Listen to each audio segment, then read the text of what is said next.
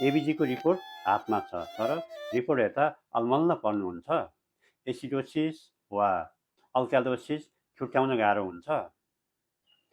Primary disorder respiratory हो कि metabolic हो? कम्पेन्सेसन छ कि छैन छुट्याउन गाह्रो लाग्छ। आउनुहोस्, आज हामी सिक्नेछौँ एबिजी इन्टरप्रिटेसन। केवल 3वटा स्टेप फलो गर्नुभयो भने एबिजी सजिलै इन्टरप्रिटेसन गर्न सक्नुहुनेछ। नमस्कार, म डाक्टर गणेश कुमार श्रेष्ठ। यस्तै विविध मेडिकल नलेज र क्लिनिकल स्किलको लागि मेरो YouTube channel doctor Ganesh clinical subscribe गर्नुहोला। एबिजी स्याम्पल दिन तपाईँहरूले सिक्नुभयो होला भन्ने विश्वास लिएको छु। कसैलाई पूर्ण जानकारी नभएमा मेरो च्यानल डाक्टर गणेश क्लिनिकलमा हेर्न सक्नुहुनेछ। एबिजी एनालाइसिस भनेको आर्टेरियल ब्लड ग्यास एनालाइसिस हो। एबिजी ब्लड स्याम्पल हाम्रो शरीरको आर्ट्रीबाट निकालिन्छ। क्रिटिकल अवस्थामा रहेको बिरामीहरूमा गरिने अत्यावश्यक जाँच एबिजीले बिरामीको oxygen status PaO2, ventilation status PaCO2, acid base status PS, साथै बाइकार्बोनेट, ल्याक्टेट र इलेक्ट्रोलाइट्स लेभलको जानकारी गराउँछ। एबिजी इन्टरप्रिटेसन जान्नु अगाडि नर्मल भ्यालु र रेन्ज जान्न जरुरी हुन्छ। PS 7.35 to 7.45 हुन्छ, जसले एसिड बेस स्ट्याटस बारे जानकारी गराउँछ। त्यसै गरी PaO2 75 to 100 mmHg हुन्छ, जसले अक्सिजन स्ट्याटस देखाउँछ भने PaCO2 35 to 45 mmHg हुन्छ, जसले रेस्पिरेटरी कम्पोनेन्ट रिफ्लेक्ट गर्दछ। कार्बन डाइअक्साइड एसिड हो र बाइकार्बोनेट 22 to 26 मिलिइक्विभ्यालेन्ट पर लिटर हुन्छ, जसले मेटाबोलिक कम्पोनेन्ट रिफ्लेक्ट गर्छ। बाइकार्बोनेट अल्काली हो। प्राइमेरी प्याथोलोजी मेटाबोलिक हो कि रेस्पिरेटरी हो भन्ने निर्धारण गर्न बिरामीको संक्षिप्त क्लिनिकल हिस्ट्री थाहा पाउन आवश्यक हुन्छ। एबिजी इन्टरप्रिटेसन अब सजिलो गरी 3 स्टेपमा सिकौँ। स्टेप 1, पिएच हेर्नुहोस्। नर्मल पिएच 7.35 देखि 7.45 हुन्छ। पिएच 7.35 भन्दा कम भएमा एसिडोसिस र पिएच 7.45 भन्दा बढी भएमा अल्कालोसिस भनिन्छ। Next, step 2, finding primary disorder. पहिले यो रोम्स फर्मुला याद गर्नुहोस्। रेस्पिरेटरी अपोजिट र मेटाबोलिक सेम, अर्थात् पिएच र carbon dioxide moves in opposite direction in respiratory disorder र pH and bicarbonate moves in same direction in metabolic disorder. अब pH र कार्बन डाइअक्साइड कम्पेयर गरौँ। If pH is low end carbon dioxide is high, both moves in opposite direction, so it is respiratory acidosis. And if pH is high and CO2 is low, it is respiratory alkalosis. त्यसै गरी pH र bicarbonate compare गरौँ। If pH is low and bicarbonate is also low, both moves in same direction, so it is metabolic acidosis. And if pH is high and bicarbonate is also high, it is metabolic alkalosis. Next step 3, compensation. शरीरमा acid र बेसको सन्तुलन कसरी कायम हुन्छ? शरीरमा acid र बेसको सन्तुलन मुख्य रूपमा लङ्स र किडनीले मिलेर कायम गर्छन्। यी दुवै अङ्गले एकसाथ काम गरेर शरीरको पिएच नर्मल राख्न मद्दत गर्छन्।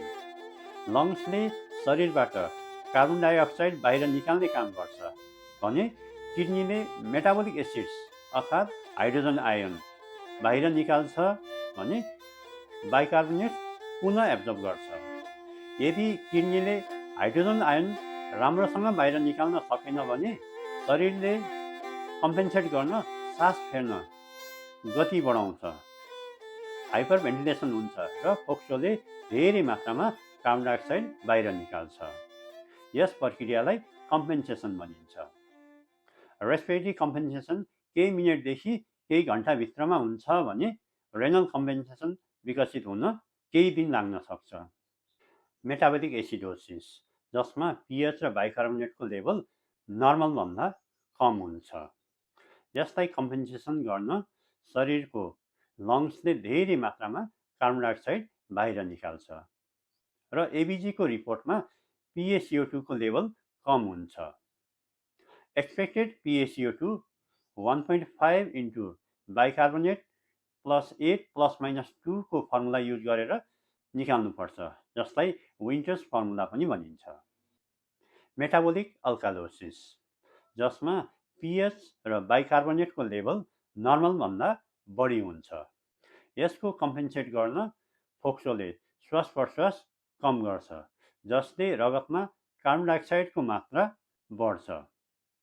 Expected PaCO2 0.7 into bicarbonate plus 20 plus minus 5 को फर्मुला युज गरेर निकाल्नुपर्छ। कार्बन डाइअक्साइड बढ्दा एसिडिटी बढेर पिएच सामान्यतर्फ जान्छ। रेस्पिरेटरी एसिडोसिस, जसमा पिएच कम हुन्छ भने कार्बन डाइअक्साइडको लेभल बढी हुन्छ। यो अवस्थालाई कम्पेन्सेट गर्न किडनीले बाइकार्बोनेटको रिएब्जर्ब गर्छ, साथै हाइड्रोजन आयन बढी मात्रामा बाहिर निकाल्छ। एक्युट कन्डिसनमा bicarbonate level increases by 1 milli-equivalent per liter for every 10 mmHg increase in PaCO2 above 40 हुन्छ भने क्रोनिक कन्डिसनमा bicarbonate level increases by 4 milli-equivalent per liter in every 10 mmHg increase in PaCO2 above 40 हुन्छ। Respiratory alkalosis, जसमा pH को level 7.45 भन्दा बढी हुन्छ भने PaCO2 को लेभल 35 भन्दा कम हुन्छ। यो अवस्थालाई कम्पेन्सेट गर्न किडनीले बाइकार्बोनेट बाहिर फाल्छ र रगतमा बाइकार्बोनेटको लेभल कम हुन्छ। एक्युट कन्डिसनमा bicarbonate level decreases by 2 milli-equivalent per liter for every 10 mmHg decrease in PaCO2 level below 40 हुन्छ भने क्रोनिक कन्डिसनमा bicarbonate decreases by 4 to 5 milli-equivalent per liter for every 10 mmHg decrease in PaCO2 below 40 हुन्छ।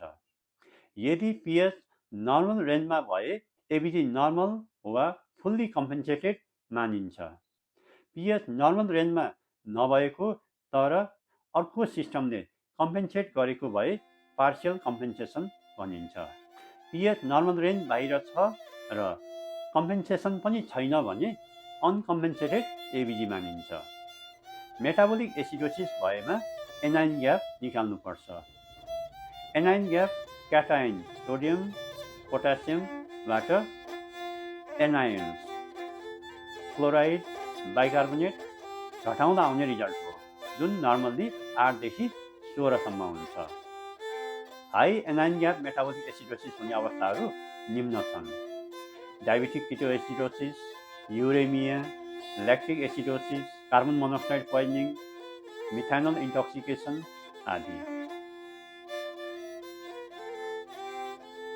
अब एबिजीलाई 3 स्टेपमा छोटकरीमा summarise गरेर हेरौँ। एबिजी interpretation कसरी गर्ने, क्लिनिकल सिनारियो सहित केही उदाहरणहरू हेरौँ है त।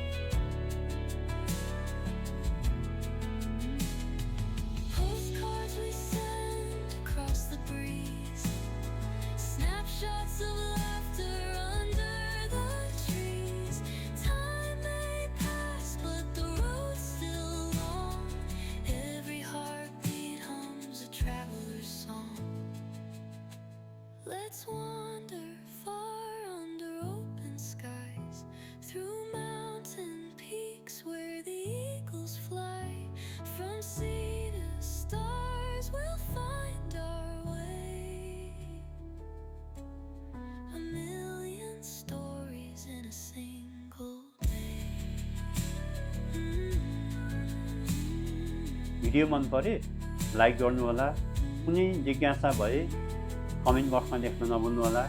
भिडियो सेभ गरेर राख्नुहोस्, साथीभाइलाई सेयर गर्नुहोस् र अहिलेसम्म च्यानल सब्सक्राइब गर्नुभएको छैन भने च्यानल सब्सक्राइब गर्नुहोस् र नोटिफिकेसन अन गर्नुहोस्। धन्यवाद। आयुष्मान भव।